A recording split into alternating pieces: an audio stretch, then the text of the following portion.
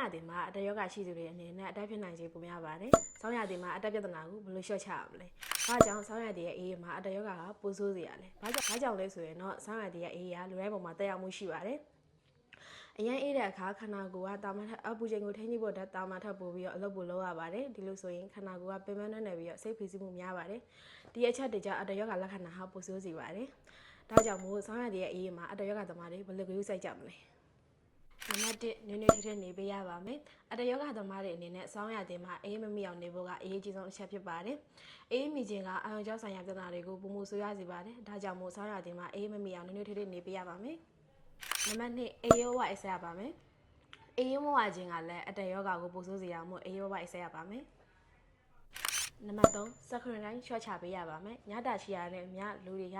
လှုပ်ရှားမှုနဲ့လာပြီးတော့ဖုံးကြည့်ခြင်းပုံများလာပါတယ်။စက္ကန့်တိုင်းများခြင်းကလည်းအာရုံကြောပြဿနာတွေကိုပုံမှုဆိုးရစေပါတယ်။ဒါကြောင့်မို့ဖုံးသုံးခြင်းကိုအတက်နိုင်သမျှရှော့ချပေးရပါမယ်။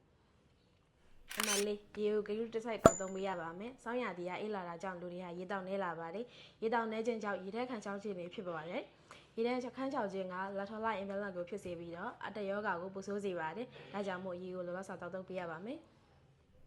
အတယောဂနဲ့ပတ်သက်ပြီးတော့ဆွေးနွေးတိုင်ပင်လိုပါကမန်းလေးမြန်မာလာရောက်ဆွေးနွေးတိုင်ပင်နိုင်ပါတယ်ရှင်။တခြားသိလို့ရကျမကြီးအကြောင်းတွေကိုလည်းကောင်းမှမမှန်ကန်နိုင်ပါတယ်ရှင်။